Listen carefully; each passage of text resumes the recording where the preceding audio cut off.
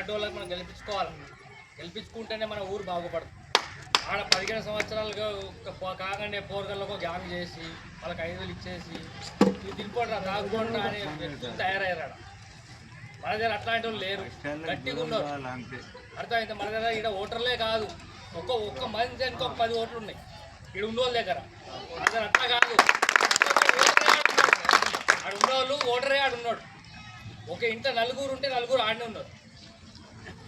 చూడండి, మీరు తెలుసుకోండి కదా, ఈడున్న వ్యక్తి అంతా ఒక్కోళ్ళ దగ్గర 5 నుంచి 10 ఓట్లు ఉంటాయి.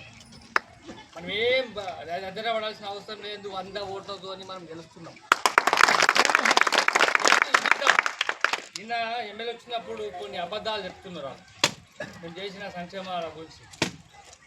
48 బెడ్రూమ్లు తీసుకొస్తే అందులోకి ఏం బిల్లులు ఇవ్వలేదంట. ఇక్కడ ఉన్నారు కదా, అందరు ఇల్లు కట్టుకున్నలే ఉన్నారు కదా, వాళ్ళ దగ్గర కూడా ఉన్నారు కొంతమంది. మా వాళ్ళు ఇల్లు ఇచ్చిన వాళ్ళకు కూడా ఇచ్చాం, వాళ్ళు కూడా కట్టుకున్నారు. ఇగో లాస్ట్కి ఒక 25 మంది బిల్లులు ఆగినాయి. ఈ గవర్నమెంట్ వచ్చి మన ఇల్లు తొందరగా కాలేదు కాబట్టి 2-3 సంవత్సరాల తర్వాత గేట్ స్టార్ట్ చేసిన వాళ్ళు ఇల్లు కాలేదు.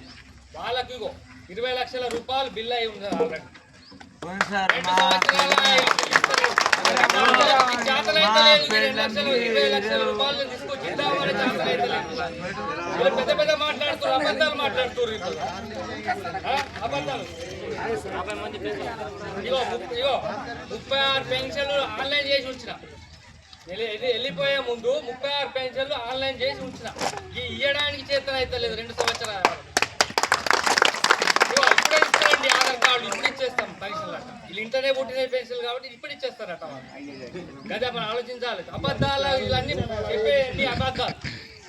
మరొకటి సీసీ రోడ్, నేను వచ్చిన నుంచి 30 లక్షల సీసీ రోడ్ చేసిన, మోరీలు 25 లక్షల మోరీలు వేసిన, కుర్మా సంఘం 10 లక్షలు, మాదిగా సంఘం 10 లక్షలు, బాలా సంఘం 10 లక్షలు, గ్రామ పంచాయతీ బిల్డింగ్ 20 లక్షలు, పల్లె దవాఖానా మన ఆడపిల్లలకు గర్భవతులు అయితే చూపించుకోవడానికి పోవడానికి డెలివరీ కావడానికి కానీ ఉద్దేశంతో